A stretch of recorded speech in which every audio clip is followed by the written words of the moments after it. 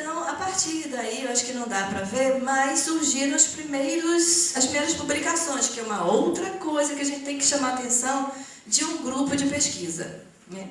Ou seja, quem pesquisa tem que publicar. Então, essa foi... E olha, quando a gente pesquisa, quando a gente publica pela primeira vez, a gente erra muito. A gente faz muita coisa errada, né? Mas se a gente não começar, a gente não vai se aperfeiçoar, né? Como tudo, né, na vida. Então, essas primeiras publicações, essa daí foi a primeira publicação com o Centro de Veneno, que foi sobre o macrodectismo, que estava acontecendo aqui, mas estava acontecendo não porque as aranhas de viúvas negras estavam picando pela primeira vez na vida. Não, é porque o Centro de Veneno estava se formando. E alguém estava no Centro de Veneno identificando, quer dizer, alguém, né, eu estava lá e estava identificando que aquilo era uma Latrodectus.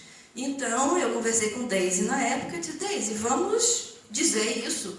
Dizer isso, a única maneira de dizer era publicando. E foi publicado na única revista que a gente podia publicar, porque a gente não tinha nome, porque a gente... É difícil, gente, a gente publicar, né? Todo mundo hoje sabe, não é fácil, né?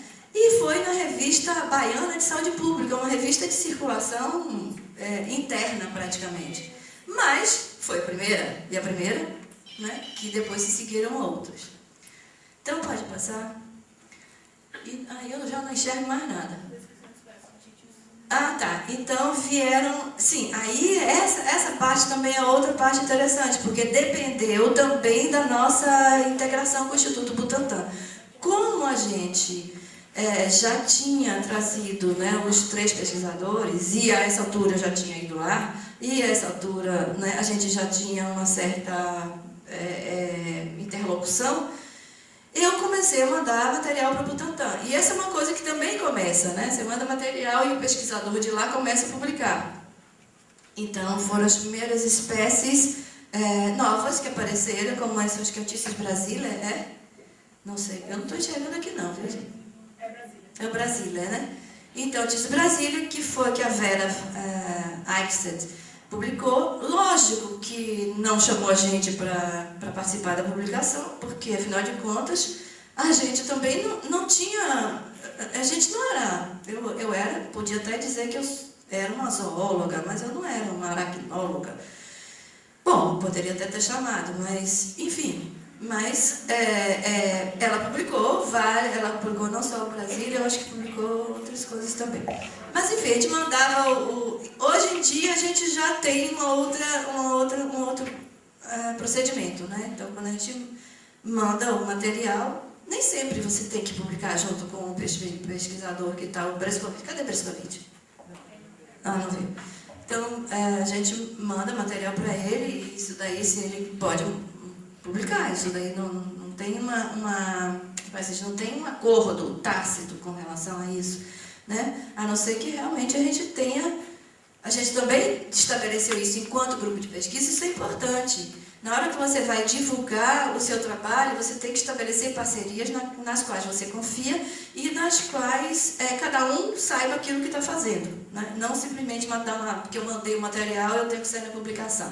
Então, aí passa por um aprendizado da ética profissional, que eu acho que isso também consolida o grupo de pesquisa, ou seja, a equipe ela é consolidada a partir de vários passos que são feitos ao longo do tempo. Pode passar. Mas essas foram as pessoas principais. Então, apesar da gente ter tido essa parceria com o Instituto Butantan, com o Centro de Veneno, né, a gente não teria chegado até aqui sem essas 2 pessoas, que na verdade nessa época foram 3, que eram as 3 estudantes de ciências biológicas. Eu era professora de uma disciplina chamada Zoologia dos Invertebrados. Eu dava aula sobre os artrópodos nessa época. E elas se entusiasmaram muito com as aranhas.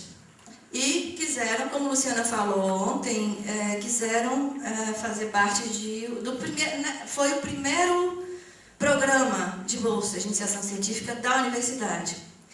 E elas se entusiasmaram, não, vamos fazer um projeto de bolsa. E Agora eu também não vou justificar porque que eu neguei 3 vezes, tá? Eu vou justificar porque eu estava integrada, trabalhando até o raiz dos cabelos numa coisa chamada colegiado de curso. Alguém sabe o que é um colegiado de curso? Que tem que coordenar professores, Miriam sabe. Professores, eu quero isso, eu não quero aquilo, eu quero esse horário, eu não quero aquele, eu não trabalho dia de sexta, eu só trabalho quarta, enfim.